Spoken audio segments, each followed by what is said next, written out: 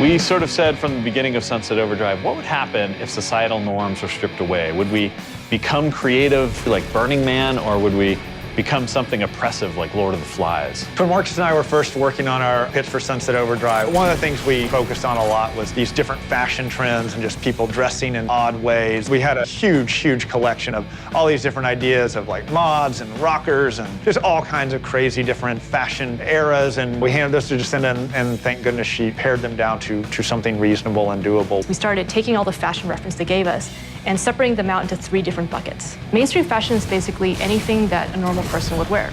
Street fashion is something that comes out of street culture, such as emo or goth. Costumes are something that someone from a particular culture group might wear, or it's something you might even wear for Halloween.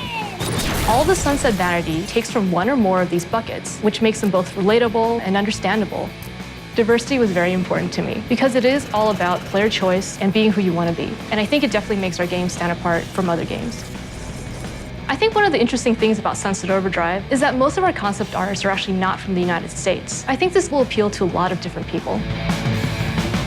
My team takes concepts from Vasily, our concept artist over in Russia. We wanted to embrace a bunch of different archetypes that you would see in pop culture and mash them together to create our own look. In Sunset Overdrive, we allow you to choose from many different archetypes in the game.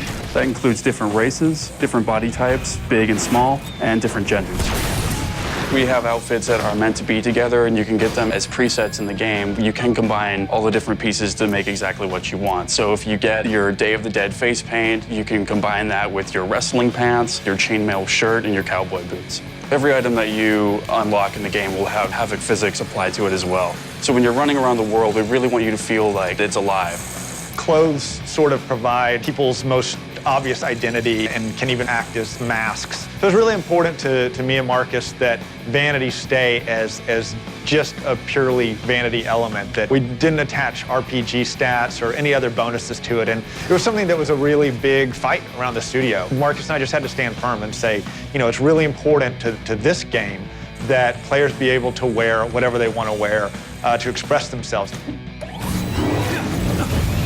I like the hairstyles, especially the creepy 80s metal band style. I just like the way it looks moving around when you're doing our traversal in Sunset City. I would say that my favorite of all time is that we can be a luchador given the right combination. I mean, any chance to actually be a luchador running around Sunset City is pretty amazing. One of my favorite vanity items is the bunny ears. It's so absurd and weird. It just feels good running around with tall bunny ears. I don't know why I don't wear them all the time. For items that I can't really believe we got in, we do have a physics-based kangaroo head strapped to your crotch and nothing else. Oh, the kangaroo codpiece. Early on when we were pitching the game, Drew had used in a reference that he would be wearing nothing but a kangaroo codpiece. We knew we wanted it to be really different and really stylized and pretty out there. And it just seemed so absurd, but we started pitching it that way, and every pitch we did, we would talk about the kangaroo codpiece, and I think it was one of the first things you can look at or talk about and be like, now that is Sunset Overdrive.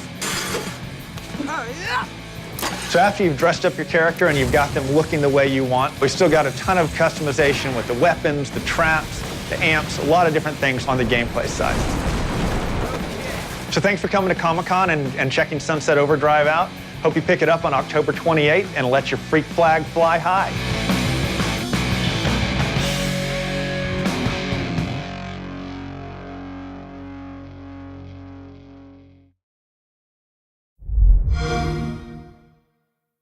Xbox One, now starting at $399.